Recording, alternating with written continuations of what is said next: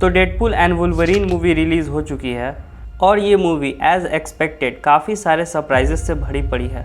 इस मूवी को audience and critics दोनों ही ने काफ़ी अच्छे रिव्यूज़ दिए हैं, जहां पर अभी ये मूवी IMDb पे 8.3 की रेटिंग होल्ड करती है और ये मूवी रॉटेन टोमेटोज़ पर लगभग 80% फ्रेश है और 97% ऑडियंस स्कोर है। तो ये movie full on true R rated action packed है और ये मूवी आपको किसी भी एस्पेक्ट में लो बिल्कुल भी फील नहीं कराएगी। इस मूवी का VFX कमाल का है, इस मूवी के एक्शंस कमाल के हैं, इस मूवी की स्टोरी कमाल की है और इन सब चीज़ से आगे इस मूवी की स्टार कास्ट और भी ज़्यादा कमाल है। तो जैसा कि मैंने आपको कहा कि ये मूवी काफ़ी सारे सरप्राइजेस से भरी पड़ी है। सरप्राइजेस मतलब काफ़ी सारे अनएक्सपेक्टेड कैमियोज़ जिसको देखकर आप शॉक भी हो जाएंगे और साथ ही साथ कंफ्यूज भी। तो वीडियो में आगे बढ़ने से पहले मैं आपको डेडपूल एंड वुल्वरीन मूवी की स्पॉइलर वार्निंग देना चाहूँगा, क्योंकि मैं आपको आज की इस अपनी वीडियो में डेडपूल एंड वुल्वरीन मूवी के सारे कैमियोज़ के बारे में बताने वाला हूँ, क्योंकि कुछ लोग इस मूवी को देखने के बाद पक्का कंफ्यूज होने वाले हैं। So without wasting any time let's begin. Happy Hogan. तो जैसा कि हमने 2018 वाले डेडपूल 2 के एंड में देखा कि केबल का जो टाइम मशीन डिवाइस था वो पूरी तरीके से ख़राब हो चुका था, लेकिन फिर टीनेज वॉरहेड और यूको ने मिलकर उस टाइम मशीन को ठीक कर दिया था। लेकिन जैसे ही वो टाइम मशीन डिवाइस ठीक हुआ, डेडपूल ने उसका इस्तेमाल अपने पास्ट के वेरिएंट्स को मारने में और अपने गर्लफ्रेंड और दोस्तों को बचाने के लिए यूज़ किया।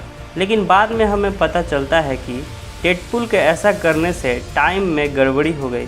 इसके अलावा हम देखते हैं कि डेडपूल उस टाइम मशीन का यूज़ करके अर्थ 616 वाले टाइमलाइन में मार्च 14, 2018 में चला जाता है। और अगर आपको नहीं पता तो बता दूं कि ये टाइमलाइन MCU की ओरिजिनल सीक्रेट टाइमलाइन है, जिस पर हम आज तक मूवीज़ देखते हुए आ रहे हैं। और ये टाइम जब डेडपूल इस यूनिवर्स में आया है, ये टाइम इन्फिनिटी वॉर के पहले की है, जब आयरन मैन जिंदा था और थैनोस अब तक अर्थ पर नहीं आया था। एनीवेज, तो हम इस सीन में देखते हैं कि डेडपूल अपने यूनिवर्स 10005 से आया है हैप्पी होगन से बोलने के लिए कि वो उसको एवेंजर्स टीम में शामिल कर ले। वो एक एवेंजर बनना चाहता है, लेकिन हैप्पी होगन एज एक्सपेक्टेड उसकी बातों को नहीं मानता और उसे अपने घर जाने को बोलता है। वैसे इस सीन में वेड और हैप्पी की कन्वर्जेशन बहुत ज़्यादा फनी थी। मल्टीपल वेरिएंट्स ऑफ लोगन। तो आगे डेडपूल 3 मूवी में हम देखते हैं कि डेडपूल अपने यूनिवर्स को बचाने के लिए पैराडॉक्स को पीट कर उसके हाथों से टाइम पोर्टल डिवाइस छीन के TVA से भाग जाता है, ताकि वो अपने यूनिवर्स के लिए एक नए ध्रुव शक्ति, एक नए लोगन को ला सके, क्योंकि उसके यूनिवर्स का ध्रुव शक्ति लोगन अब नहीं रहा। लेकिन डेडपूल फिर भी जाके अपने यूनिवर्स के लोगन की कब्र खोद देता है, लेकिन उसे वहाँ कुछ नहीं मिलता सिवाय वुल्वरीन के एडमेंटियम स्केलेटन के अलावा। आगे हम मूवी में देखते हैं कि डेडपूल कई सारे यूनिवर्सेस में ट्रैवल करता है, जहाँ पे उसे कई तरह के वुल्वरीन मिलते हैं। एक यूनिवर्स में उसे एक बौना वुल्वरीन मिलता है। एज कॉमिक्स से ये डायरेक्ट रेफरेंस है, क्योंकि कॉमिक्स में भी वुल्वरीन की हाइट कुछ खास नहीं थी। एक यूनिवर्स में उसे एक हथकटा वुल्वरीन मिलता है और एक यूनिवर्स में तो उसे एक आँख से अंधा वुल्वरीन मिलता है, जो कि कसिनो में पत्ते खेल रहा होता है। एक यूनिवर्स में तो वो हल्क और वुल्वरीन के फाइट के बीच में टपक पड़ता है, जहाँ पे हल्क उसे एक जोर का मुक्का मारता है। एक और यूनिवर्स में उसे एक वुल्वरीन मिलता है जिसे ह्यू जैकमैन नहीं, हमारे सुपरमैन हेनरी कैविल प्ले करते हैं, और ये देखना काफ़ी ज़्यादा एक्साइटिंग था। इतने सारे यूनिवर्सेस ट्रैवल करने के बाद वेड को एक परफेक्ट वुल्वरीन मिलता है, जो इस मूवी में उसका परफेक्ट कंपेनियन साबित होता है और जो उसकी मदद करता है, human torch AKA Johnny storm. तो मूवी में हम आगे देखते हैं जब पैराडॉक्स वुल्वरीन एंड डेडपूल को प्रून कर देता है, तब वो वॉइड में चले जाते हैं, जहाँ पर उन्हें एक स्ट्रेंजर मिलता है, जो और कोई नहीं हमारे क्रिस इवान होते हैं। तो डेडपूल उस सीन में हमारे ही तरह क्रिस इवान को कैप्टन अमेरिका समझ लेता है, लेकिन वो इस मूवी में कैप्टन स्टीव रॉजर्स के बजाय Johnny storm AKA human torch को प्ले कर रहे हैं। अगर आपको नहीं पता तो बता दूं कि क्रिस इवान MCU में कैप्टन अमेरिका प्ले करने से पहले फॉक्स के लिए fantastic four and fantastic four rise of the silver surfer, जो रिलीज़ हुई थी 2008 एंड 2007 में, उन दोनों ही मूवीज़ में एज ह्यूमन टॉर्च दिख चुके हैं। वैसे इस कैरेक्टर का मूवी में कुछ खास पर्पस नहीं था। मार्वल बस अपने पुराने फ्रेंचाइजीज़ को एमसीयू से किसी न किसी तरीके से मल्टीवर्स के थ्रू सीक्रेट टाइमलाइन से लिंक करना चाहता है। वैसे मार्वल की नई फैंटास्टिक फोर मूवी अगले साल 2025 में रिलीज़ होने वाली है, जिसमें आप जोसेफ क्विन को एज न्यू ह्यूमन टॉर्च देखेंगे। आप जोसेफ क्विन को स्ट्रेंजर थिंग्स के एडी मेंसन के कैरेक्टर से जानते होंगे। तो कैसेंड्रा नोवा जो कि इस मूवी की विलन है, वो वॉइड पर राज करती है। वो रिश्ते में चार्ल्स एक्जेवियर प्रोफेसर एक्स की जुड़वा बहन है, जो कि उसके जैसे पावर्स को पोजेस करती है। हम मूवी में देखते हैं कि प्रीवियस एक्स-मैन के कई सारे विलेंस जो इस मूवी में कैसेंड्रा नोवा की गुलामी करते हैं। विलेन जैसे कि सेबरटूथ और टॉड जो कि हमें एक्स-मैन फिल्म में दिखा था। इसके अलावा पायरो जो हमें आखिरी बार X2 और एक्स-मैन लास्ट स्टैंड में दिखा था। लेडी डेथस्ट्राइक जो हमें आखिरी बार X2 मूवी में दिखी थी। एजल जो हमें आखिरी बार एक्स-मैन फर्स्ट क्लास मूवी में दिखा था। जगरनॉट जो हमें आखिरी बार एक्स-मैन लास्ट स्टैंड में दिखा था। वैसे हम जगरनॉट का एक और वेरिएंट डेडपूल यूनिवर्स में देख चुके हैं। कैलिस्ट्रो एंड बुल्स है जिनको हमने मार्वल की प्रीवियस मूवीज में देखा है। इसके अलावा हमें इस मूवी में एक पनिशर का विलन द रशियन को भी दिखाया गया है और एक अनदर साइक्लॉप के वेरिएंट को भी दिखाया गया है।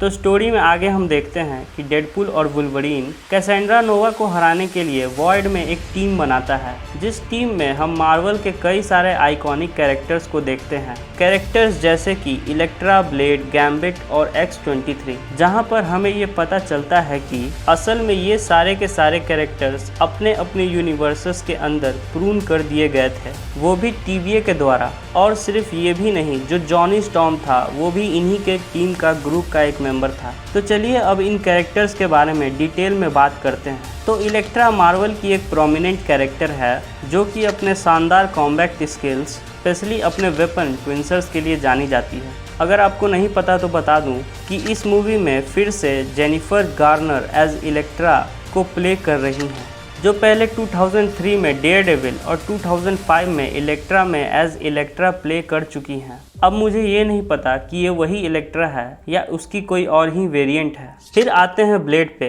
तो ब्लेड मार्वल का एक प्रोमिनेंट कैरेक्टर है जो कि एक वैम्पायर हंटर है। वो खुद आधा वैम्पायर है और आधा ह्यूमन है, जिसके वजह से उसके पास कई सारी यूनिक एबिलिटीज़ हैं, जैसे कि इनहैंस स्पीड, स्ट्रेंथ और उसकी हीलिंग। तो इस मूवी में हमें वेस्ली स्नेप्स का आइकॉनिक ब्लेड फिर से देखने को मिला। तो वेस्ली स्नाइप्स को हमने इससे पहले 1998 के ब्लेड, 2002 के ब्लेड 2 और 2004 के ब्लेड ट्रिनिटी में एज ब्लेड देखा है। मे बी डेडपूल 3 में हमने जो ब्लेड देखा है वो ये सेम ब्लेड हो या उसका कोई वेरिएंट। फिर आते हैं गैम्बिट पे, जिसका असली नाम रेमी लिबाउ है, जो कि एक पॉपुलर मार्वल कैरेक्टर है जिसके पास कई सारी एबिलिटीज़ है, जैसे कि काइनेटिक एनर्जी मैनिपुलेशन, जिसके मदद से वो बहुत सारे ऑब्जेक्ट्स को काइनेटिकली चार्ज करके उनको एज अ वेपन यूज़ कर सकता है।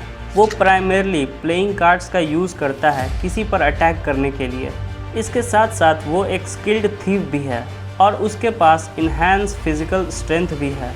वैसे हमने इस कैरेक्टर को एक्स-मैन ओरिजिन वुल्वरीन मूवी में पहले भी देखा है, लेकिन उस कैरेक्टर को उस मूवी में टाइलर किच ने प्ले किया था। लेकिन डेडपूल 3 में इस कैरेक्टर को चैनिंग टेटम प्ले करते हैं, जो गैम्बिट के कैरेक्टर से बहुत सालों से लिंक्ड रह चुके हैं। वैसे ये गैम्बिट पिछले एक्स-मैन मूवीज से काफ़ी अलग है और कॉमिक एक्यूरेट भी है।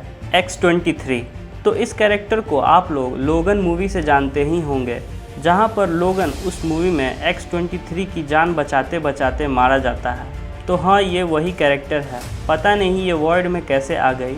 इस कैरेक्टर के बारे में और जानना है तो X-23 वुल्वरीन से काफ़ी ज़्यादा क्लोजली कनेक्टेड कैरेक्टर है।